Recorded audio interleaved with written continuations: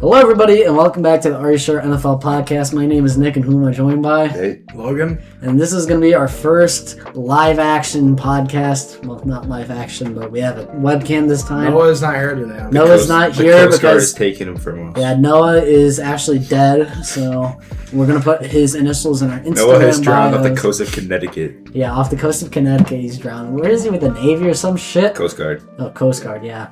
But anyway, we got a lot to talk about today. We got various NFL news and stuff like that. We're gonna do some hot takes. We're really turning into ESPN here. We're gonna sell out the second we get a chance. So you OGs that are watching right now, sorry about that. And then we're gonna get into our AFC East breakdown. So without further ado, let's get right into it. What's our first news topic, Logan? So our biggest news is Jordan Brooks signed a 3-year, $51 million extension with the Miami Dolphins. And I mean, It's Lots of expected. extensions. yeah, that's the only thing holding this Dolphins defense together. Like, He was concerning first-round pick to Seattle a couple of years ago, but I mean, he's really turned it around with Miami. yeah, and it's a team, like, who were their corners at? Rasul Douglas. They just traded away Minka Fitzpatrick for... Who's getting the first overall pick? It's definitely going to be... It's definitely Miami. You'll see We in did our a team poll. breakdown later today why they're going to get the first pick. Go vote on our poll, if you will. But yeah, Jordan Brooks, you got to extend him. He's kind of just the heart of that defense because they just have no talent. I mean, who'd they draft in the first round a couple years ago? Just Chop Robinson? Is that, like, has he done anything? No, he's been really disappointing. I really liked him as a prospect, but he's been super bad. like, disappointing. Well, Yeah. super bad. Yeah, it's just very disappointing. This Dolphins organization, not much has gone right the last couple of years.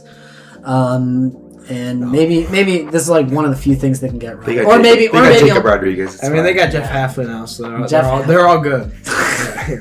We've talked extensively about Jeff Hafley. How good was that Packers defense without Micah Parsons last year? Easily the worst defense in the league last year without Micah, but that's besides the point. What else do we have? We have some more fun news. The Jets unveiled the new whiteout helmets. I like them. Yeah, I like them. Put the picture up right now. I'll show it on screen. The whiteout helmets, I actually like the look for the Jets, honestly, and that's coming from someone I kind of just don't like the look of the Jets in general. I see, but I do like.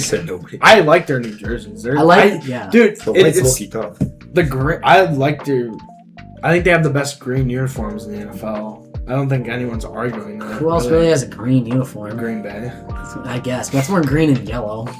Like Jets is like they're both green. So clean. The all white is a good look though. I mean, it yes. makes sense because think about it. It's a jet. I actually think is white. they're wearing them against the Packers week 2. I think that's when they're wearing them. Is that a home gamer or home opener? Home opener. Yeah. I mean, shit. I would love if they can get a win, but I doubt it. I think that whole fan base would love if they can get a win. I'm actually no, because if you're a Jets fan, we're gonna get into this later, but you want to lose to get that first pick, and if you can't, then you're gonna want to trade for that. But they got the ammo to do that. But good uniforms, big upgrade. What else do we have? Speaking about the Packers, they re-signed Devontae Wyatt to a 3-year, $57 million extension, very similar to Jordan Brooks, but teams, I think a lot of what's happening right now, a lot of D tackles are getting signed right now. We had Jeffrey Simmons. Now we have Devontae Wyatt. I mean, they probably overpaid for him a little bit, but you got to do what you got to do. Devontae Wyatt's a very solid starter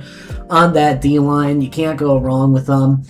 What else was I about to say? I was about to say Vita Vea. Oh, I was just about to bring that up. Yeah, it's like, what does this mean for his contract extension? He's gonna get a lot of money. He might get more than Jeffrey Simmons, honestly. He might. He might get more, even though I don't know if he's necessarily better. But I just think the Buccaneers really missed the mark. Like, you want to be the first to sign a certain player. And they now you have all these dudes coming and getting their extensions, and now Vita Vea has no reason not to demand but still have to pay too. Baker, yeah. That's what I also realized, I haven't mentioned this yet, but Nathan suffered a concussion earlier this week, so he's going to be even more brain dead than usual. Yeah, I'm smart. So, yeah, that happened. But a good signing right there for Devontae Wyatt. You don't want to lose him because, I mean, this Packers D-line outside of Micah is pretty damn shitty. Yeah, then our last news topic of today, Alvin Kamara agrees... No, not the last. Second to last. Alvin Kamara agrees to a restructured deal to stay in New Orleans. So that was a big topic we were talking about. That was a big talking point throughout the offseason. Everybody was like, will Alvin Kamara finally be traded? They signed Travis Etienne, not Travis A-Chain, not the top 10 running back. He is a top 10 running back. Okay. Travis Etienne, you sign him. Alvin Kamara is obviously on his way out. He was drafted in 2017, and he's old now. Yeah, he's on his way out. I mean, I did not expect him to play anywhere else but New Orleans. I think if there were they want him on the team. They want him to have a role. If there were plans to trade or cut him, he would have retired. I don't think he has any desire to play anywhere but New Orleans. I don't think so. I think he's going to stick with this team for the duration of his career. I mean, there's not really a reason not to. Yeah. I mean, the fans love him. He seems to love the city, and I mean, he's accomplished a lot. I can't really see Kamara anywhere else but New Orleans. Obviously, he came close to He came close to going to the NFC Championship in 2019, or no, not 2019, 2017. Those were some competitive Saints teams, but 2018 made the NFC Championship. But either way, I mean, he probably only has like a year or two left, and it's been a great career. He's been a fantastic running back. I think this is probably his last year. I think he has like one more left in him. It depends. I don't know. They still want him in the offense. Yeah, but I don't know.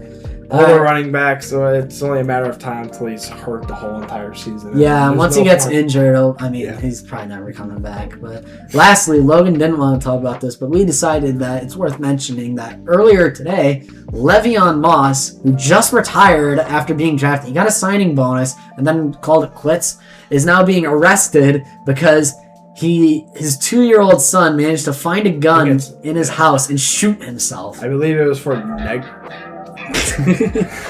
perfect sound effect. I believe it was for negligence. Well, how can you let turn it off? How can you let your 2-year-old son get hold of a gun? We all know what's gonna happen. This has happened so many times. A 2-year-old gets hold of a handgun that is negligently just. How many times does this happen? You haven't heard? That's like the first. Isn't that? That's happened before. How many times I've never heard of a loaded gun? I've never heard of a 2-year-old with a handgun before. This is why you have to be like careful on shit, because kids do. This is what happens. Like, he left it under his pillow. What are you doing? Leaving it under your pillow? And what did his son crawl up on the bed and find it? Yes, it sounds like what happened. That I don't know. Le'Veon Moss. I mean, you took your signing bonus and left, and now you're gonna be in jail. I don't know. He probably won't get locked up for long. I didn't pay too much attention to the actual article. Such a bone brain move. I just wanted to talk about it because that's just kind of depressing for the kid. Obviously, it's also kind of funny just because how stupid and easily preventable it was. But that's it for the major news topics today. What do we have for our next segment? It's time to get into the meat and potatoes of this podcast today. We have every person has gathered 2 off-season hot takes, and we're going to debate them. So, obviously, it's not going to be as fun as if Bandy was here. We're not going to have a screaming match. But Bandy will be sitting next to me right here when he comes back. I do feel like we're going to get into these arguments today. Some debates on these. Logan had his. Me and Nate had come with ours 5 minutes before we started this. All right, so Logan, since it was your idea, how about you get us started? What's your first hot take? So my first hot take is, talked about it before, especially in our draft breakdown. The Eagles did not have a good draft. You gotta be out of your damn mind. Somebody put the clip of Stephen A. Smith. No, but I really think that Mekhi Lemon. Yeah, I know. You've been hating on Mekhi Lemon. Actually, yeah, but I liked him pre-draft process. You just don't like something about the team. I don't know. Something about Mekhi Lemon and the Eagles I don't like. I don't think it's a good move. I also don't. Their second round pick is kind of weird too. Eli Stowers. I mean, he's not bad, but I'm not the biggest Eli Stowers fan. I don't think the Eagles was a good landing spot. I don't know. I don't think Eli Stowers necessarily. I think he, at best, replaces Dallas Goedert's production, but I really do you think he'll ever get a second contract? That's the main thing here. Maybe. Didn't Goddard get a second contract? Yeah, Goddard did, because remember, he replaced Zach Ertz. I don't think Stowers will be better than Goddard. And I guess you could say that's another hot take, too. But I'm not the biggest Stowers fan. Did they have any other notable they got Markel Bell, the tackle from Miami, which I don't think is too bad. But develop. But I mean, I guess I can kind of get what you're saying, but I personally like Mekhi Lemon on the Eagles because I think he's going to fit the offense that they're running. I just think you could put him in the slot and have Devontae Smith on the outside. I think that's the main thinking here. So I honestly think Mekhi Lemon's going to do shit. I think he's a weird-ass dude that's not going to do shit in the NFL. If he went to the Steelers, what would you be saying? I don't know. I think it's a similar situation to Ty Simpson. I just get a weird vibe when I think about Mekhi Lemon, I just get a weird vibe off him. Obviously, you can't. There's nothing to go off of at this point in the season. Anyone can say and try to make up any stat or fit, but at the end of the day, it's all hypothetical. So I'm just gonna use what hypothetically comes to me. Yeah, Nate, do you have any input? I already gave my input on the sour stuff. Okay, so should we give ratings for this hot take? Yeah. I'll give it a 6 out of 10. I think there's credibility to it, and I mean, obviously with the draft, it's always uncertain. You could say any teams on draft won't work out, but Nate, what's your hot take? My first one, I have Kyler Murray finishing the year as a top 15 quarterback. Okay, we're getting into some hot takes here on the Are You Sure podcast. Top 15. Can you defend your? I think that saying top 10 is way far-fetched, but he can definitely finish top 15 on this. You look at the years he's had before with D-Hop on the Cardinals. When he's fully healthy, playing a full season, he was a top 15 quarterback. I guess it's true he's got Jay Jettis, but first of all, when is he ever healthy? Yeah, has he ever played a full season healthy? Modern Warfare 4 will not distract him this year, I swear. Yeah, I was watching film out the window, and I mean, I guess you could say he's stepping into a good situation, but at the same... If by somehow it happens, please play this clip in whatever podcast we're on the week that McCarthy starts over Kyler Murray. When Max Brosnan takes over starting job. Because you did not watch a single second of film. Yeah, they're going to be like, Kyler, what's going on? No, I don't think Kyler can exceed top 20 unless you ask Owen Stenberg. He might think that. Stenberg probably thinks J.J. McCarthy is still starting. Vikings fans. No, he doesn't. He knows. He knows a little bit about his own team and even less about the Bears. But Kyler Murray finishing top 16. I just do not know. J.J. McCarthy has a good year. I will go to the card pop and buy the PSA 10 J.J. McCarthy card. If J.J. McCarthy has a good year, I will hang myself off a tree by my own testicles. Are we all putting wagers on J.J. McCarthy's success this year? Yes, we are. I'm saying it's not going to happen. Okay, well, save that clip and we'll hold it to him once McCarthy finishes top 5 in the MVP voting this year. If that happens, I will kill myself. But anyway, we're going to go on to my hot take. I actually told you guys this before the podcast. I have that Justin Herbert finishes top 3 in MVP voting this year. Shut the fuck up! That is not... What if? Say that again. Hold on. Say that again. Did I hear it? I think I might have heard it wrong. Justin Herbert finishes top 3 in MVP voting. I mean, Trevor Lawrence did it. Let's hear your counter argument, and then I'll give mine. I don't think Herbert's a good quarterback, but in any way, he's not going to put up the stats or have the success needed to be an MVP, top 3 MVP voting quarterback. No way. Let's think here. Who's the offensive coordinator for the Chargers? I don't think it matters. Mike McDaniel, who Tua Tagovailoa was like a top 10 quarterback. I want to know what Justin Herbert is more Mike talented. McDaniel is your only reasoning as to why Justin Herbert's he's going to have a healthy O'Marion Hampton all year. That helps out.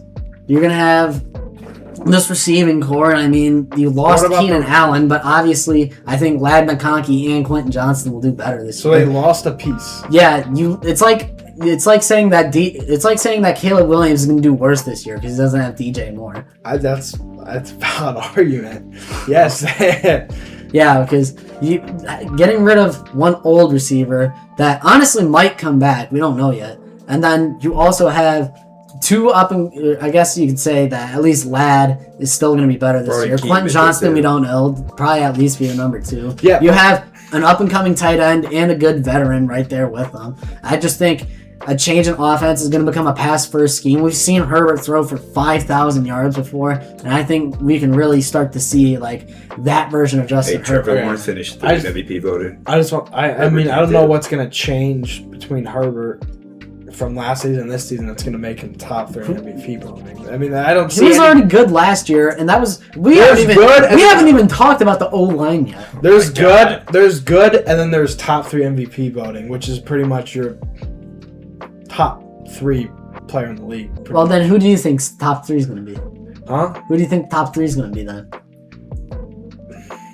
I think Stafford comes Did back. anybody predict that Trevor Lawrence would finish 3rd last year? I mean, no. I think it's much more reasonable take than Herbert. Saying Trevor Lawrence last year coming off a 3 wins. Herbert's had a way better career than Trevor Lawrence has. What are we talking about? But Herbert, in terms of playoff success, no. But in terms of production in the regular season, Herbert has been better, and I think Herbert's a good quarterback. He's not an MVP quarterback. Herbert is basically just a continuation of the Phillip Rivers era. Just in Los Angeles this time. And I think he can put up the numbers sufficient enough for a top 3 finish. I just think you're also going to have your entire O-line back. Yeah. And they made improvements. They got Tyler Biadasz. It's a big upgrade at center. His interior O-line should do much better. They got rid of the terrorist Mackay back then. And this O-line should be like night and day compared to last year, assuming everybody comes back full healthy. So that's my hot take. What do we rate this one? I like it. I love Herbert a lot. I take him to fantasy every year. Yeah, we know that. I'll give it a 2. All right, Logan, what's your second hot take? My second hot take is Tyreek Hill will not sign with a team this season. Wow, not the entire season, not even like mid-season. Nobody wants to give him a chance. He's old. I mean, what is still Tyreek Hill though? Is he? I mean, he's not the same speed that he was before. I don't know. Wait until he just snapped his leg. Is his route running going to be the same? His speed's obviously not going to be the same. He's old. We won't know because nobody's given him a chance yet. There's his, no way. His time is over. Tyreek Hill this is not 2019 Tyreek Hill. If Asante Samuel got signed last season, Tyreek Hill could get signed this season. Asante Samuel is how young? What's his age? What, like 27? He's younger than 27. There's no way that he's got to be like 27, something Fact like check that. Fact check it. No, but Tyreek. Who do you say? Asante Samuel. No, I'm saying Tyreek Hill. Some teams at least got to give him 26. 26, yeah. See. All right, one second. You're comparing 26 to how old is Tyreek Hill? Tyreek Hill's 34, 35. There's no way he's 35. Can we fact check this too? How old is Tyreek Hill? Fact check this. It's hard to type. 32. 32. All right, even at 32, that's obviously a big difference. But wait until you never know when a team, especially honestly, if the Chiefs lose a receiver because their receiving room tends to be a bomb just waiting to explode. Like, it would not surprise me at all if they just bring back Tyreek Hill, even if he does almost nothing. We'll see. I think Tyreek Hill doesn't sign, and he signs next offseason with the Ravens or the Titans or any of these just. Where all the washed-up receivers go. Cardinals. He'll be on his Julio Jones, DeAndre Hopkins arc and finish out his career being a practice squad guy. Yeah, I know. Those guys just didn't know when to play. I mean, but even those guys, they didn't miss like an entire season. Yeah. Did they? I don't know. I don't think so. I don't think there's any way that Tyreek Hill is going to miss the entirety of the season without a single team giving him a shot. That just seems a bit far-fetched to me. I'll give this take like a 4 out of 10, which means I think 4 out of 10 means it's plausible, but I just don't think it's likely to happen. Nathan, what's your second take? I have Abdul Carter having a massive jump and getting around 11, 12 sacks this year. I don't think it's crazy. Interesting. I don't think it's crazy. I don't think it's as crazy of a hot take. I mean, he did kind of have a sluggish rookie season, but he also I think he takes a leap. He turns all those pressures. He was first in pressures in the NFL. Yeah, he had a lot of pressures. I think he turns more of those into sacks. I honestly expect Kayvon Thibodeau to play less of a role this year than he did last year. If he doesn't get traded, obviously Brian Burns. I don't think Thibodeau gets traded this year. I mean, you hear it all the time, but it hasn't happened yet. I think obviously they want to keep him if they haven't traded him yet. Yeah, that's true. But at the same time, This is his contract season. Do they give him a second contract? There's a difference between trading and letting him go in free agency. I think they let him play out this last year. I guess. In my opinion, it would be smarter for them to recoup any bit of value they can get. Because obviously, Brian Burns is a stud on the one edge, and you're hoping Abdul Carter becomes a stud on the other. Yeah. And then you have, what's his name in the middle? My mind is blanking. Whatever his name is. right now. Huh? Alright, I don't know. I'll give that hot take. I'll give it an 8. Yeah. 8 out of 10. I'll give it, It's the most realistic one. I'll give it a 7. I'll give it a 7 because I think it's realistic. Alright, and then for a final hot take, it's coming from me, and this is actually going to segue into a team breakdown, but I have that the Jets defense finishes top 16, if not top 10.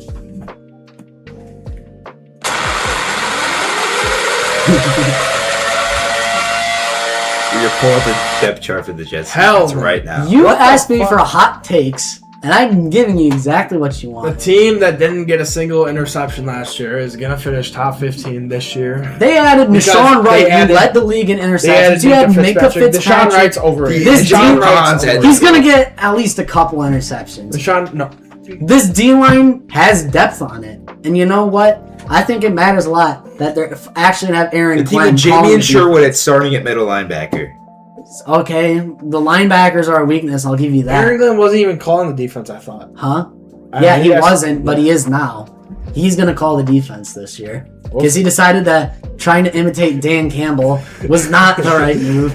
We're going to get into this on the breakdown coming up next. But I think Jets defense definitely has potential to finish top 16. I mean, this just simply, you could tell it was the focus of their offseason. You add David Bailey, obviously. And then David Bailey's a... The D-line is David Bailey, Will McDonald, Roger Swift, and Harrison Phillips. Yeah, I honestly don't think that defensive line is that awful. It's definitely at least better. Maybe if they still had Sauce Gardner, I say maybe, yes. But I don't say that. I don't think so. Top 16. What do you think? I could say like a top 25. I wouldn't say a top 15. Top 25 16. After they were like... They don't have any like stars. Last year they had no interception. I think they were like top 30 last year. I think that's what they were. Top 30. So they were like third list. And you have them might as well say top 32 at that point. Yeah, pretty much. No, because that's reserved for the Cowboys. Cowboys top 32 defense. Cowboys are going to the Super Bowl. Dude, what? Why are they're still saying that right now? The Cowboys are going to the Super Bowl, by the way. But either way, I think that's a good way for us to segue into our division breakdowns. It's a bit of a shorter podcast this week, but obviously Nathan's brain is only half functional, and Noah's not here. So we're going to start off right where we left off. We're going to talk about the New York Jets. They made a couple additions, you could say. They added a linebacker, Demario Davis. Obviously, great player. He's going to finish out his career more likely than not. He doesn't have long left. And then they added some depth guys on the D-line for like run defense, things like that. They signed Joseph Osai, Kingsley Enigbri, and David Onyemata, which is like, all of them are like solid, I guess. You can never have enough D-line rotation, and I think this raises the floor of this defense. Obviously, they added Deshaun Wright, and Bears fans can tell you that, I mean, he gets cooked in coverage a lot, but he's not good. He's one of the most overrated players. I think the only thing that helped him out was that he got a lot of interceptions, and I think after the season, this defense just had they wanted some interceptions, so they signed Deshaun Wright, which I think is actually a good fit on this team. Because they just need players. They got him for cheap though, right? Or yeah, they got him for pretty cheap. Something like that. And then they also signed Dylan Parham for the O-line. I mean, he wasn't great last year, but another floor-raising move, I guess you could say. I don't like this offense, but that's mostly to do with who's taking snaps, because we're going to get into that in a second. And then they also just recently signed Tim Patrick after the draft. I mean, I guess it's good to have a veteran presence there. Tim Patrick. Give it up for Tim Patrick. Tim Patrick's going to be their wide receiver 3 now, because they have Garrett Wilson and the guy that they drafted, who we'll talk about. All right, and then trades. They gave up a 7th-round pick for Minkah Fitzpatrick, which I think 7th round's not bad. A 7th-rounder for a guy he was still really good last year. Yeah. You can't go wrong with that. Even if I honestly don't think he stays here more than a year or two, you can't go wrong. Just getting talent on this defense. Oh boy. And then the other, 2 of the 3 notable trades. The second one, they traded a 6th-round pick for a 7th-round pick in Geno Smith. Nate, we're gonna have to mute this part of it. Geno Smith. That bomb sound is perfect because he's a fucking terrorist, dude. He was so bad on the Raiders last year. It was unbelievable. And even when he was on the Jets, to bring them back because he used to be on the Jets, he was terrible on the Jets. I actually don't get the point of having... Except for that one start Cade Klubnik. I mean, start Cade Klubnik. You have zero reason not to start Cade Klubnik. You'd be better off starting Brady Cook. Yeah. Honestly. I don't get the reason of having... Why? Just start Cade. And it gets even worse when you consider... You know what? Fuck it. We're going to talk about their coaching changes. Hired offensive coordinator Frank Reich. Frank Reich with Geno Smith. Frank Reich is a washed coach. He is, because he is just not caught up to the modern NFL. He uses 0 pre-snap motion. He was cooked his last 2 times he got to call plays. He was utterly... to Stanford this past year as interim coach. He was utterly terrible coaching Bryce Young. Put up Stanford's season record up on the screen right now. What were they? I don't know. But Frank Reich, I don't like the hire. In my opinion, it would be best if they fire him mid-season. They bench Geno Smith. You play Cade Klubnik. He can command this tank. Geno should not be starting in the first place. They should just start Cade Klubnik. No, they're gonna start. You drafted him. I know you're not gonna. I know you're not planning to sit him to develop him. You drafted him in what round? The 4th round. Was it the 4th round? No, I think it was the 4th. Let's see. I have it right here. Yeah, it was 4th round pick 110. They picked Cade. Well, still 4th round. Start him. I mean, 4th round is like the last round where it's like, you know what? Just chuck him out there. It doesn't even matter. I mean, where did Deshaun Kaiser get drafted when he started?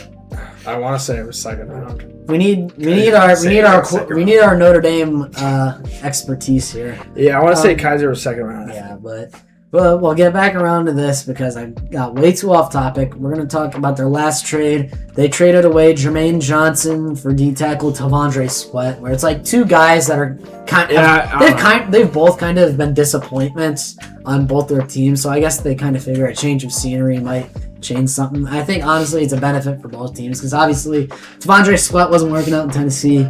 I mean, Jermaine Johnson wasn't. I mean, they were both okay, but they both haven't lived up to where they were drafted. And I think this is a good shot for them both to kind of get like a new look. Same with, I guess it's similar logic to trading for Mozzie Smith last year for the Jets. I like the trade. I think a change of scenery for both players is really going to benefit them. Yeah, see if they could actually start to live up to their potential. And I just realized I talked about their additions. I didn't even talk about their losses, but it's not like their losses were that severe. I mean, this team won 3 games last year. The losses were...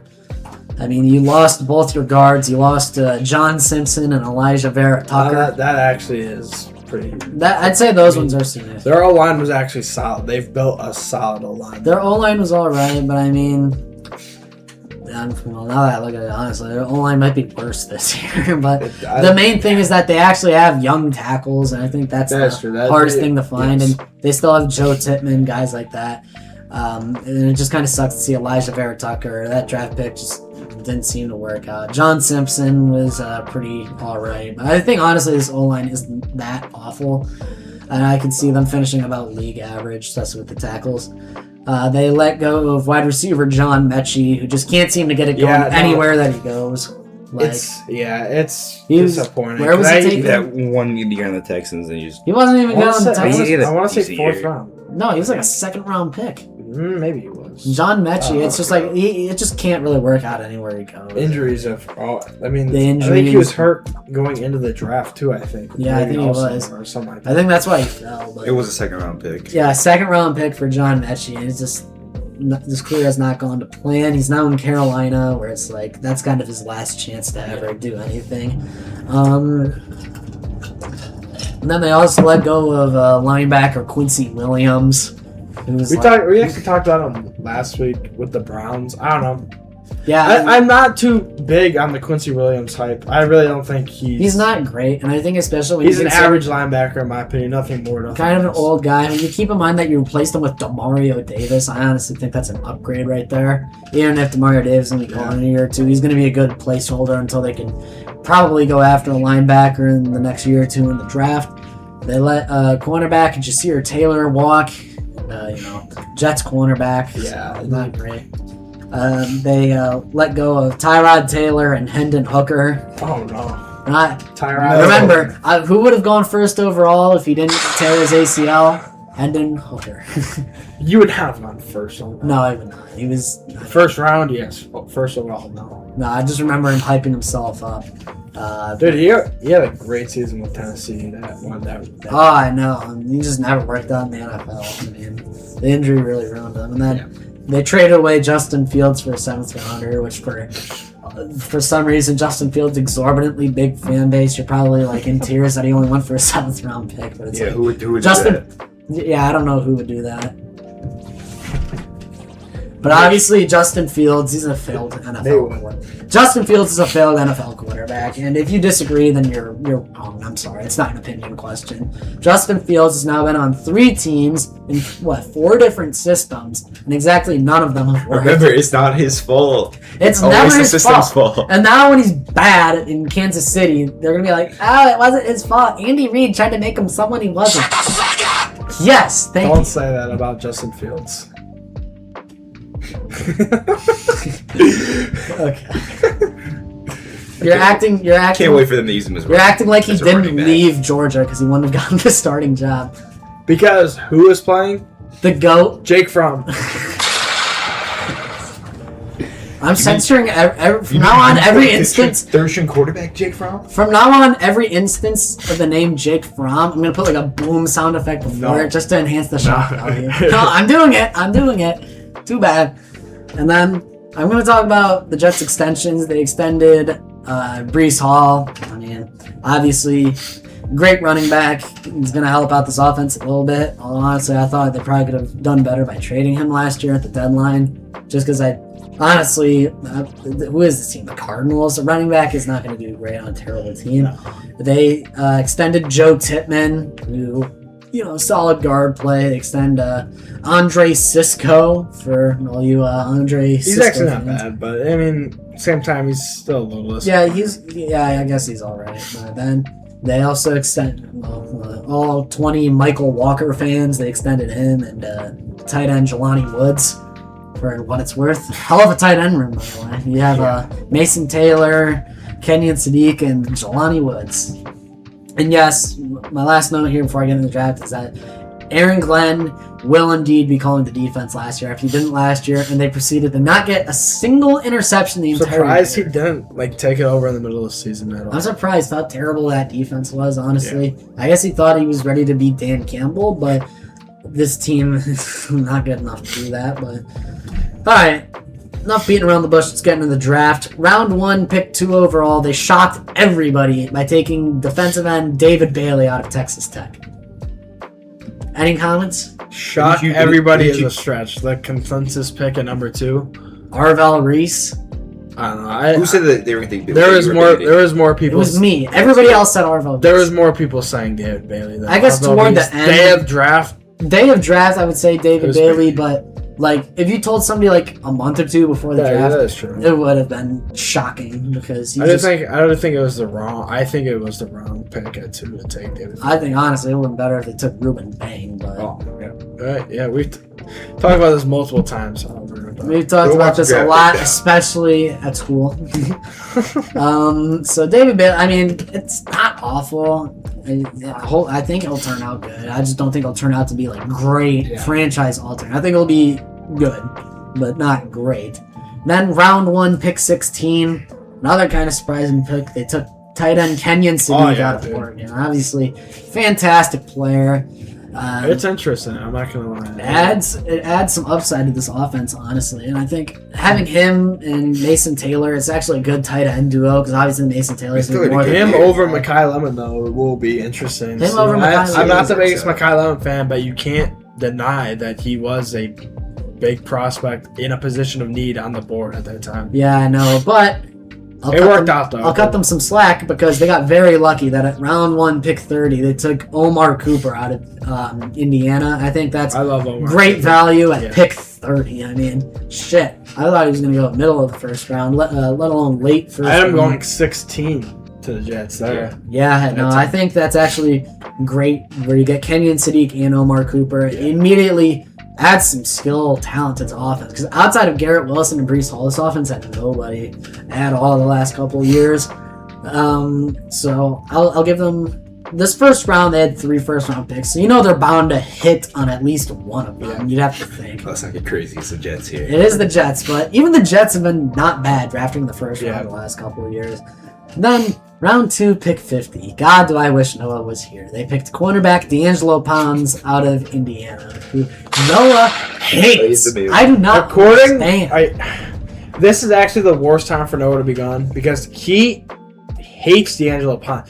For some reason, D'Angelo Pons is like the worst player in the world. You'd think Noah would like him because his main problem is that he's short and Noah is short too. Yeah. You'd think like there would be some camaraderie with all the short people. But he's like, what was he saying? He was talking about the Big Ten championship game. Yeah, he was like, I forgot what point he was making, but like, was it against Jeremiah Smith? He let up like 2 catches for like 20 yards. I think it was something like that. And he was like, dude, he gave up like 6 catches, 100 yards on touchdown. He gave up like nothing. I believe he said D'Angelo Pons is like a 5th-round talent in his eyes. 5th-round talent. Literally, he would be a first-round pick if he wasn't 5'8". Oh, definitely. He would definitely be a first-round talent. It's just a shame that he's.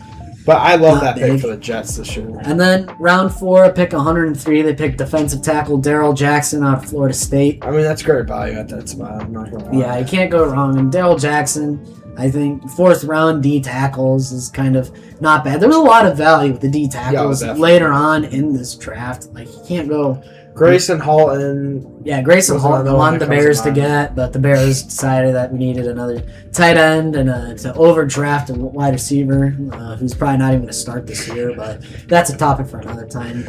Darrell Jackson's a good pick for the Jets. Maybe he could develop into something. And then round 4, pick 110, we already talked about it. Quarterback Cade Klubnik out of Clemson. I mean, obviously, just start him. He's not the greatest quarterback in the world, but it's more interesting than playing Geno Smith. We already know what Geno Smith is like. And I don't know. I don't think Cade has too much upside. I really don't. I don't think so. You have nothing to lose with starting him this year. Let's think. Who has more upside, Geno Smith or Cade Klubnik? Cade. Brady Cook. Exactly. Brady Cook might be the worst quarterback in the league out of everybody. I'm not even kidding you. I hate Brady Cook. Brady Cook might actually be the worst. I want to see Brady Cook Max Brosmer matchup. If you're Brady Cook's family, I apologize a trillion times, okay? I moved him to receiver in my franchise. It's okay. Once again, bringing up, what's this? Is this Madden or college football? I have 40 hours on college football. Nathan, you're banned from talking about football. Frank has more hours than me, actually. We're not talking about Frank! We're talking about you! Just shut up! I've been good this year. Anyway, thank you. Cade Klubnik, you might as well just play and see what you got. Exactly. Maybe he could shock the world. Who knows? But either way, they're definitely going to be looking for a quarterback in next year's draft.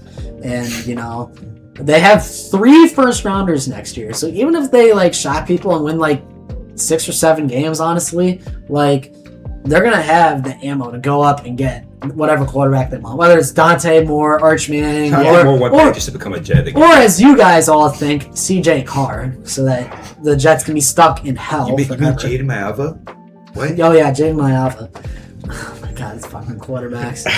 Alright, and then after that, we're done with the interesting draft picks. Round 6, pick 188, they pick guard Anez Cooper out of Miami.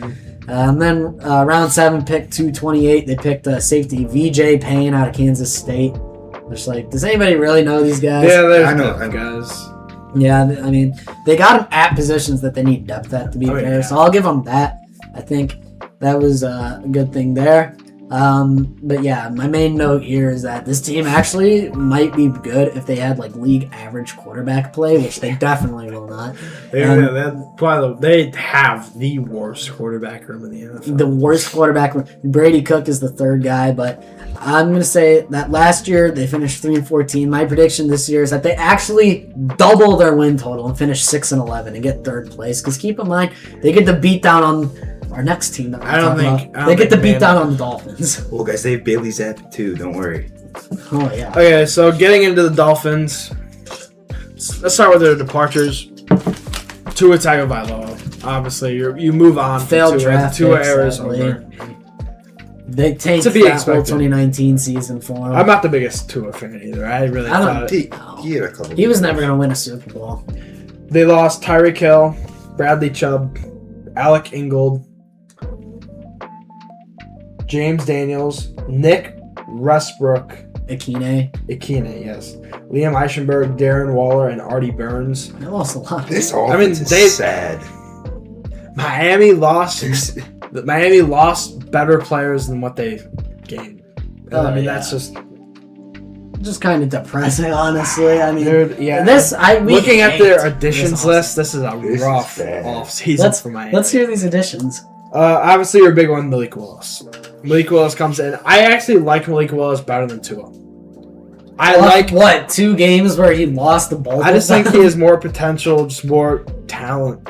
I guess you can say I really don't like Tua. I don't like Tua. There's no way Malik Willis ends up turning into a franchise guy. I don't think he turns into a franchise guy. I just think he's more of a bridge quarterback that they're going to have as they attempt to rebuild this team. He flopped in Tennessee. Obviously, he was better in Green Bay, but at the end of the day, I just honestly don't have faith in him, especially with the offense they built around him. Did he even win the games he started? No, he lost both of them. Or I guess he only started one game. Yeah, he only started. But he played the majority of the game against the Bears, and we all know what happened there. They fucking shit the bed. But their next best signing after Malik Willis is Tutu Atwell. They're going to have to run flex bone with this fucking offense. Tutu Atwell, he's going to be like the number 1 receiver. We want to hear the receiving core. Malik Washington, Jalen Tolbert, Tutu Atwell, Chris Bell, Caleb Douglas. Wow, I guess you could say they have a lot of competition there. Everybody, these are like... It's almost like they're gearing up for a specific receiver in next year's draft. Oh, yeah. People love to mock the Packers for having a wide receiver core of all wide receiver 2s. Let me introduce you to the wide receiver core of all wide receiver 3s and 4s. And then after Tutu Atwell, they signed Charlie Heck, David Oyabo, Willie Gay Jr., Josh Uche, and Zane Gonzalez. There's not much to talk about with this team's offense. It's like you'd think they'd have cap space, but no, because they had to cut Tua's contract. Yeah, it's a shit ton of money. And Tyreek Hill. They're still paying Tua. They're still paying Tua, Tyreek Hill. I think Atlanta. He only has it's a 1 year, $1 million contract with Atlanta. Are they still paying Jaden Waddle anything or no? No, they traded. Yeah, I know, but usually teams don't take on the full contract after they trade for a player. But moving into this draft. It's a weird one. Round 1, Ken Proctor. I don't. It's not. You need it. Why the fuck would you take Caden Proctor here? And I'm pretty sure. No. Maybe. Who'd they take him ahead of? Ty Simpson. It was Proctor 12, Ty Simpson 13. Caden Proctor is not. What you need for this team, he's a project offensive tackle. He has big flaws in his game, and he is. I think they put him at guard because he. Yeah, we'll see how that works. It'll be interesting. I don't mind the idea of moving him to guard, but is guard really the most valuable position to take when this team is very? I think the idea is to move him to guard and eventually slot him out the tackle, but. I guess, but honestly, why not just? And his footwork's a big concern. Yeah, obviously, athletically. He's what you want. He's a massive, massive person. But his footwork is not where it needs to be at all. And that's the problem with him. He's a big project. I know. Honestly. And how well are the Dolphins actually going to... Honestly, I don't even know. They could have gone... who are the next 2 tackles taken? Honestly, those guys might have been... Blake Miller. He's a more developed offensive tackle than Ken Proctor. Exactly. I guess they want to go for the ceiling, but getting into their second first round pick, I really like it. Chris Johnson. All right, Chris Johnson. I like Chris Johnson. Very underrated prospect in this year's draft. good cornerback. Where did he get drafted at? Like 29, I believe. 29. I mean, you probably could have gotten him later. I think Chris Johnson's good, but he's a first-round talent. You take him late first round. They took him in his draft. He's going to start for them. I mean, yeah, you took him in his draft. Obviously, he's going to start. Coming out of San Diego State, but I like it. A more under the radar pick, but it's solid. Salad. That's like a swear word to you and burger. All right, getting into Logan, you're fat. Round 2, Jacob Rodriguez. Round 2. I like it. I really like this pick. I mean, you're just taking now. Out of this entire roster, they got. I think they should have taken C.J. Allen here? Yes. Oh wait! Really? I thought I didn't realize they took Jacob Rodriguez ahead of C.J. Oh yeah, they did. That would be like if they did something crazy and stupid, like take Caden Proctor ahead of Blake Nutt. Yeah. But no, I like the pick. I still think he's a good player. But what I don't like is their first third-round pick, Caleb Douglas. Why the fuck are you taking Caleb Douglas third round? They're lucky they got. We'll get into him later. What other receiver they drafted? Because if they only suck with Caleb Douglas, Jesus Christ, that is terrible. Your wide receiver room sucks, and your first wide receiver that you draft is going to be Caleb Douglas in the third round. Get the fuck out. Okay. It's terrible. Another bad pick, third round, Will Kazmarek. Will Kazmarek is that? Ohio State tight end, one of the two that out there in Ohio State. Taking the backup tight end. So bad. This tight end room sucks. I don't know. It's Greg Dulcich, Will Kazmarek. It's your backup. And Greg Dulcich is their best receiving option on the team that's not Devin Achane. Yeah. But third round, they actually have a good pick. Chris Bell out of Louisville. I love Chris Bell. I think that's a great better pick. player than Like he's probably Douglas. gonna end up being the wide receiver 1 on this team, which is pretty depressing. Definitely, probably by the end of the year, yes. Which is depressing considering you're a third round pick coming out of Louisville and you're gonna be a team's best receiver. Fourth round, Trey Moore, D-end out of Texas. Whatever, I guess. I mean, their D line has been awful. So. Another pick I like though. Fourth round, Kyle Lewis. Didn't they get Kenneth linebacker, safety type hybrid player out of Pitt? Oh yeah, Kyle Lewis. That's a good pick. Had a great pre-draft process. Really boosted his stock up a lot. Can we talk about Kenneth Grant? They drafted him in the first round last year, and what did he do? I don't know. It's been a questionable time for these past couple of Dolphins. It's been a questionable time for the last 25 years. This team has not won a playoff game since the year 2000. And then getting into their final picks, 5th round, Michael Taft, solid safety. 5th round, Kevin Coleman Jr. I mean, you're getting more receivers, which is what you need. I don't think he's going to make any difference. 5th round, Seydou Traore. 6th round, DJ Campbell. That's good O-line depth. And then 7th round, Max Llewellyn, the end. Wow, we really rattled off a lot of backup names there at the end. I mean, this team's a mess. I mean, can we talk about their coaching? You have do you know who the offensive coordinator is? Jeff Halfley. No, it's defensive. I'm not too sure though. I think I know they signed Jeff Halfley. I know it was a stupid move, but and I don't think that's a great. That's like the Bears hiring Matt Eberflus. Honestly, it's like you hire a head coach from a mid defense who got carried by one. Funny thing is though, is Eberflus was gonna get fired before the Bears signed him, and then the culture. Honestly, thought the defense wasn't bad. You've never heard that the culture gonna fire Eberflus, and the Bears were met with him to sign him. The culture were like, take him. Well, I think we love him. Please don't take him from us. Please don't take him. I think that was when they were kind of overhauling their entire coaching staff. But with who? I don't even. What? Who's the Colts head coach? Fuck you. He doesn't know. So. He still doesn't. Shane Steichen. But moving on from the Dolphins. My record prediction. Last year, what were they? I don't know. I don't know about last year. Come on, man. No, but this year, what's your prediction? Only 3 wins. I don't see this team getting more. 2 wins. I can see 2 wins. Also. I can see this team. I agree with that. I say 2-15. I think they'd be lucky if they split with the Jets, and that's. I think they get the first pick in my opinion. You think they're worse than the Cardinals? You know what? I can see that. 1,000%. Even the Cardinals have good offensive skill players. Exactly. You could say that. I mean, even though the Cardinals' defense is probably worse. I don't think the Cardinals are going to be as bad as everyone says they are. Their schedule's tough. You know, the Cardinals this year might be the Saints of last year, where it's like everybody thought they were going to have the first pick, but then they kind of got that. But I have them going 2-15, and then since we don't have another person today, I'll be covering the Patriots also. So let's get into the Patriots. Another team that a more eventful offseason. Definitely going to regress. The departures, Stephon Diggs, talked about him before. Garrett Bradbury traded to the Chicago Bears. I love it. A little. Drew Dalman retired, and they replaced him perfectly with Drew. I mean, they replaced Garrett Bradbury with Garrett. Yes, and I think Garrett Bradbury is like a little bit worse than he was. But then obviously they take Logan Jones, which will Logan Jones start toward the end of the year for the Bears next year.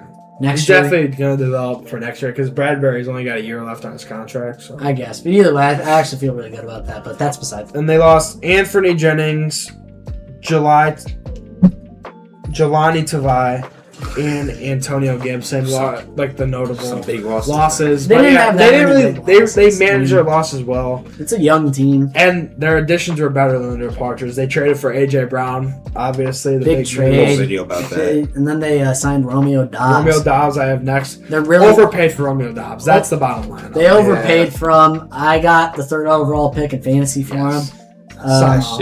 Yes, thank you. And I got Jordan Tyson with that pick. Do they sign scam people on? No, do they sign boosting up the defense?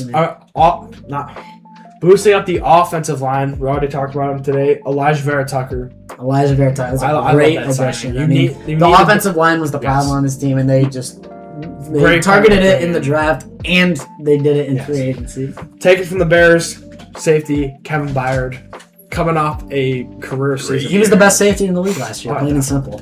Pro Bowler. All pro. Signed Jamont Jones, KJ Britt, and Kindle Vildor, just the less notable guys. Kindle Vildor, y'all remember him? But let's get into their draft. They had an interesting draft, is how I'd put it. Round 1, Caleb Lomu. Kind of surprised me a little bit. I really wasn't expecting him to go I was surprised tackle. too, but you know what? I definitely was possible in my mind, but I didn't think they'd actually do. And they ended up going Caleb Lomu. Is he going to start immediately, or is he going to like? No, I believe he should be sitting here. I think he's behind Morgan Moses. Yeah, I might be wrong about that. But either way, I think they actually went out and made big improvements to this offense. I mean, they made minor things to the defense. Round 2, took a player I really wanted the Bears to get right before the Bears could get him. Gabe Yakis. Deanna, Illinois. Because he's actually really good. Great. Throw his Madden rating up on screen, however. What did he get? Like a 76, I think. He's in the top 20 rookies. That's almost more. That's almost. Gabe Yakis. That's almost more. Something like that. That's almost more. He did. Put it up on the screen now. That's almost more ridiculous than the Cowboys getting Malachi Lawrence to be a 77 overall. Dude, Malachi Lawrence is like a top 5 rookie in the. Unbelievable, but he sucks. Bottom line. Watch the first short we ever uploaded. Third round. Thank God Noah's not here. The Patriots reach on tight end Eli Raritan. What do you mean reach? What do you mean reach? He's really good. Not a 3rd round talent. Took him 3rd round. Don't know. That's all I gotta say about him. Eli Raritan. 5th round, Karan Pruti. 6th round, Demetrius Crownover. 6th round, Nandi Obiazor. And yeah, I mean, you have your first 3 picks are notable, and after that, fall straight down. We're in just straight depth pieces. 7th round, one of the most questionable picks in this whole draft. Baron Morton over Garrett Nussmeier. They took Baron Morton in the 7th round over Garrett Nussmeier. You're going to take a quarterback in the 7th round. So ultimately, you look at who's left on the board. You have Nussmeier, Baron Morton, and you go, give me Baron fucking Morton. The dude that had one of the shittiest playoff games, had the most shittiest playoff game out of any quarterback in the college football playoff, and it was not even close. The dude threw, 3 interceptions against Oregon? I know. Shit the bed. Unbelievable. I mean, I don't know what they possibly could have saw in And Garrett Nussmeier, who actually has Nussmeier, potential. Dude. Yeah. Even though he's going to be injured. But, why would this team care if he's going to be injured? They have Drake motherfucking May. I can't think of any way to, rationalize this pick in my mind. But going from one of the worst 7th round picks to one of the best 7th round, Jam Miller, running back out of Alabama, I love that. I love Jam Miller. I think he's a good prospect. And you get him in the 7th round, get another running back in this running back room that has high upside. I love that. Yeah, I know. Yeah. Not bad. Yeah, 7th round, final pick, Quintavious Hutchins. I don't know. I picked up Jam Miller fantasy. That's interesting pick. All right. But obviously the big question is what is their record going to be? Can they repeat at 14? There's no way they can go back. I have them going 11-6. I think they'll crash back down to earth a little bit. But I still think this is a very good team. Very good. They'll definitely make the playoffs. 11-6. I think they're gonna have a much tougher schedule this year, and I think last year they were playing a bit over themselves. And I think they got very lucky in the playoffs, but a little playoff team though. Obviously, little fallback from last year, but they're still a good team. There's no way this team falls. I think their floor is 8-9. I think the floor is 9-8, honestly. Yeah, but then moving into our last team, I think we can all agree that the Bills are division favorites. Favorites, but I can very easily see the Patriots winning this division. One thing we could all agree on, though, is that this is the Bills and Patriots division. That is without it. Without a doubt. The Bills didn't really lose too many star players. They lost Curtis Samuel, Dane Jackson, and Taylor Rapp. Those are the main contributors. They also lost fullback Reggie Gillum to the Patriots that Logan did not mention. Well, just okay. I'm sorry. I didn't mention Reggie Gillum. He's starting fullback for the Patriots. Let's pick down. And AJ Spencer. Epinesa. You mess with his name every fucking time. I mean, he's all right. He's all right. I love Epinesa. Epinesa's all right. We talked about him groundbreaking on the Browns now. Yeah. But we all know. All right, getting into their big trade, they traded for DJ Moore to be their one receiver from the Chicago Bears. I think that's a great move. I mean, they gave up a 2nd and a 5th round for him. He's definitely going to be the number 1. The wide receiver room is great value. I think it actually works out. DJ Moore, Khalil Shakir, and then wide receiver 3. Will it be Bell or Palmer? Keon Coleman's not going to be the 3. No. It's going to be Bell, probably. Yeah. I mean, I think this wide receiver room is actually pretty underrated. I don't think it's that bad. I like it. I know. I think Khalil Shakir is best suited when he's not a number 1. He's a wide receiver, definitely. He's a good wide receiver, great wide receiver, too. A great wide receiver, yeah. And having DJ Moore be that first guy, I think he's going to have an electric season with Josh Allen. This is the first time in DJ Moore's career that he's going to have an actual MVP quarterback that's not Justin Fields or Caleb Williams throwing him the ball. As much as I love Caleb, I just don't think he's on the level of Josh Allen. So you got to be happy about that. God damn it. The other key players assigned: D. Alford to a 3-year, $21 million contract. Lloyd Cushenberry, C.J. Gardner-Johnson, Geno Stone, and Bradley Chubb. This would be so fucking good if this was a couple years ago. Geno Stone, you're hoping he bounces back. C.J. Gardner. Safety room. Let's piss off Nathan. Chauncey Gardner-Johnson. I mean, he's pretty all right. Bradley Chubb would have been good a couple years ago. C.J. Gardner. This secondary is actually really good. Yeah, no, we got Benford, Cole Bishop, Geno Stone, Maxwell Harrison, C.J. Gardner-Johnson, and Kilgore. Maxwell Harrison. I think he tried to say the name too fast. That's all it was. Harrison, I mean, yeah, I actually do like the secondary. The D-line is pretty all right. And then, what else you got? That's all their signings they had. All right. Then coaching changes. Oh, they signed Joe Brady after firing. They didn't sign him. They promoted him. Same which honestly I don't like. If you're gonna fire Sean McDermott, why would you just promote Joe Brady? That's I really hope it's just an interim thing. They weren't interested in any of the coaches this year, so they're just kind of promoting a dude. But they only have so much time with their Super Bowl window that they better hope Joe Brady can take them to the Super Bowl this year, because they're literally running out of time to get a Super Bowl. They're running out of time. Josh Allen is 29, something like that? Yeah. 29, 30. I don't know. He's getting up there. I mean, your big receiver this year, he's getting up there in age. You're wasting Josh Allen's prime. DJ Moore is obviously also aging. And even James Cook, I mean, he's getting to the point of most running backs where it's I mean, I don't know. So hopefully Joe Brady can do something. If not, they need to be quick. They need to move. Last time a running back named Cook got old, it didn't work out so well. His brother, Dalvin Cook. But Dalvin Cook also had a great peak in the NFL, just like James. But let's get into the draft. They didn't have a first round pick. They had 2 second round picks. They only traded out. They only traded out like 4 times. Yeah. Their 2 second round picks. They took T.J. Parker at 35 and Davison Igbenson at 62, who are both going to be rotating in at the start. I love T.J. Parker. I think love TJ that Parker value is for them good second pick. round. I mean, Better than Malik. I thought he was a first round talent. the guy He was. fell a lot over the year, obviously. He was supposed to go a lot higher early on, but I still think a team like this is a great fit for someone like TJ Parker. See if he can. Well, I had the Bills take him in the first round. You had what? The Bills taking him regardless in the first Yeah, I round. know. Yeah. And to actually trade down and still get him, that's great value. So I'll give them an A for that pick. And then again, like that secondary is just going to be insane this year. Yeah, I like Igbenson also. Maybe a little, Pick 62. a little bit of a reach, but he's still a good player though. Yeah, it's not awful. And then pick 102, round 4, they take Jude Bowery out of Boston College. Solid. That's solid. He can play guard and tackle. Yeah, I mean that's a solid O-line piece. Yeah, I know. I Nothing mean, this crazy team's about it. O-line has been kind of up and down over the last couple of years. I do think Jude Bowery could maybe bring a little bit of stability.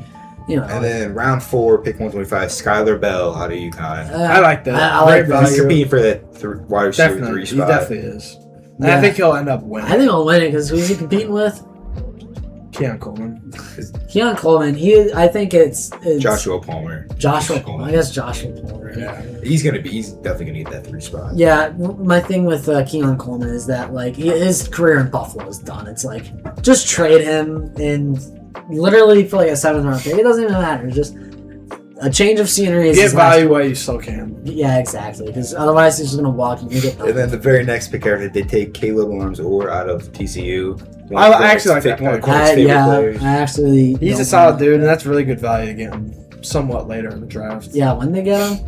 Well, I'll pick 126, round 4. Right, the pick right after Skylar Bell. Mhm. Yeah, that's pretty good value. And then round 5, just bolstering the secondary again. Jalen Kilgore out of South Carolina. Oh man, Nathan, you love Jalen Kilgore. Best user in I NCAA think 25 that's great ever. value in round. Definitely. 5. I love Kilgore.